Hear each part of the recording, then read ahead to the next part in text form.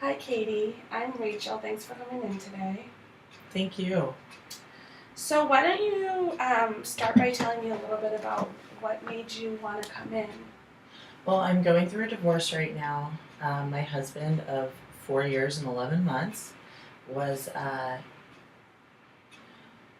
basically, he was very unfaithful the entire time we were together. We have two kids, two little boys, and I found out recently that he cheated on me while I was pregnant with our second son, and also right before I got pregnant with our second son. This is stuff that he told me. Before that, I always kind of had a feeling that he was unfaithful. He works out of town a lot. He travels a lot for work. And so there were just certain instances where I felt uncomfortable. Um, and he lies about little things. So it makes me wonder the big things that he's lying about. And so, yeah, I just filed for a divorce because I feel like I'm done with it. Not only is it the infidelity issue, but I feel like there's a lot of other issues that we've dealt with, particularly his past. When he was a child, he was in an abusive home. And so I feel that he's just unable to heal from that. He hasn't talked to a therapist really. He hasn't put any work in. He fails to see his responsibility in what he's doing, and it just makes me feel really helpless. Yeah. Yeah, well, that's a lot, and hats off to you for taking the steps that you feel like you needed to do to stick with your values and feel good about, what you were doing in your response. That it can't have been easy. No. I mean, I feel like I hung in there for as long as possible. Neither of our children were planned. I had just gotten done with law school when I got pregnant the first time. So I just, there's a little bit of resentment towards him. But again, I feel like coming from a very good family myself, I feel that if he was there for me emotionally and physically, that, the whole process would have been a lot easier, and I probably wouldn't have the same sort of resentment. I always wanted to be a mother. I always wanted to have a family. The career thing was just happening. But yeah, I feel like he's made me resent a lot of things. So the resentment, how has that affected you? I feel like I haven't been able to be as good of a wife as I could have been because of it. Also, as good of a mother. I love my sons, and I stayed home with them up until recently when I got a job. I nursed them both. I care about them, but having these two little toddlers, and they're completely dependent on me, without the support of him. Right. I live close to my parents, so they've been able to help me a lot. It's been a great support system, but it's different when you're seeking the support of your partner. Right. And you're not getting that. Right. So I hear that there's some resentment there that kind of got in the way of, sounds a little bit, infidelity, obviously. Yeah. And a lack of support. Yes. Yes. So you mentioned you have your parents for support. Who else in your life can you talk to when things are tough? I have a few close friends that I talk to quite frequently.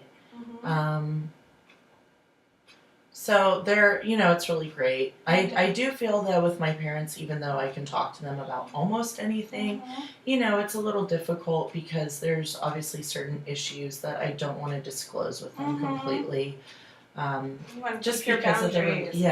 it's just because of the relationship. Mm-hmm. But I feel with my friends I can be very, very open, and I also feel that they're looking out for my best interest.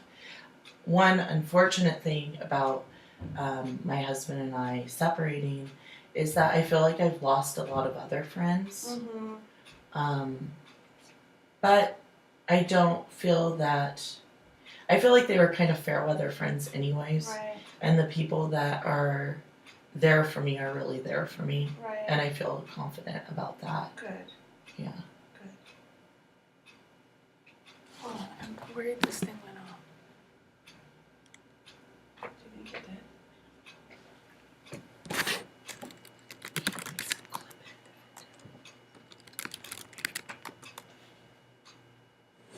Oh, it's still going. Okay. So you feel like there were some friends that just didn't stick by you in the end, Mm-hmm. but in some ways that's really told you what kind of friends they were and allowed you to make the decisions about who you want to really be close to in your life. Yeah, it has. And I always, because I had my family since the beginning of my time on earth, I never felt like the need to seek out friendships. I do feel that my ex-husband, because he didn't have the family support system, definitely seeks out his friends, you know, as a support system, which is fine.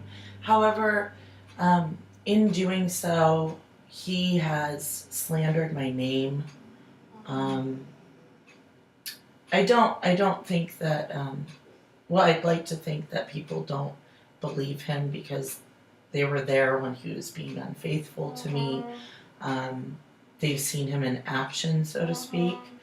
But it still wears on a person to a certain extent. Yeah, that's hard. Yeah. No one wants to feel like people are talking about them. And, yeah. And I again, like, I don't really feel like, well, you know, I have no control over what people say or do. So I try not to let it bother me. And I feel like through this whole process, I've been pretty good about it. However, just recently, it's really started to wear on me. He's been contacting members of my family and coming up with just purely slanderous things, saying that I was also cheating, saying that I was controlling, saying that I was doing drugs frequently. And I know that people who know me know this isn't true, but I'm just tired of having to defend myself. Yeah, it's really tough. And I feel like I've gone through enough myself, and that I'm processing it so much myself that I don't need this added element. So what can you do to kind of, what do you do to sort of shield yourself from that? Do you know, I know like social media is something that we can get involved with. Yes. And people really air their.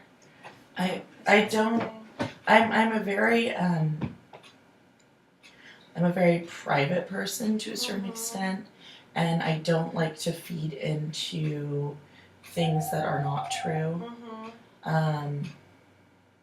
So I don't know. I have to say, honestly, I probably isolate myself a little bit when things like this happen. So that's one of your coping mechanisms. Not from my family and my close friends, but just socially.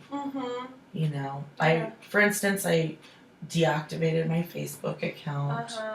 I haven't been going to any social events where friends might be there.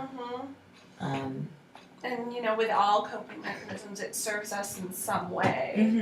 And it sounds like for you, isolating yourself is kind of maybe shielding you from some of the negativity that you aren't ready to face or don't want to deal with. But negative coping mechanisms, which I think we could say isolation might be, like you're saying, for you in a way, also in some ways can hinder us. Yeah. What are some ways that you feel like it's not a positive thing for you to be isolating? Well, I think first of all with my children, you know, although the oldest is in preschool, I think it's important for them to be around other children, be in social settings, having social interactions, and I think that they could probably be negatively affected in that way. Also myself, you know, it's as a mom, I've been just around toddlers. I mean, just recently I've started going to work, so I think that is a positive because I do have other outlets. But prior to that, you know, it was just me and the kids. And do you have other, you know, parts of your social system that are other moms? I know that I hear that you understand it's important for the kids to have peers and for you to have other, you know, socializing opportunities. But what about with other moms? Is that something where you feel supported? You know, I did have friends that were moms, but again, most of those relationships were, you know, also included my ex-husband. So I don't really feel comfortable in that situation anymore. Okay, I hear that. So you talked about, I'd like to talk a little bit more about some of the other kind of coping skills or ways that you care for yourself. And so isolating is one thing that you've said that you've done to kind of manage the stress right now of what's going on. But are there other ways that you care for yourself, that, you know, things you do when you're stressed out, how you kind of decompress from those sort of situations? Again, I have a strong support system with just a few friends, so I'm able to talk to them. But I also exercise every morning, and I feel like that's kind of set me off into a healthy kind of lifestyle. Great. I exercise before work, I go to work, I spend time with my kids after work, I get to bed at a decent hour.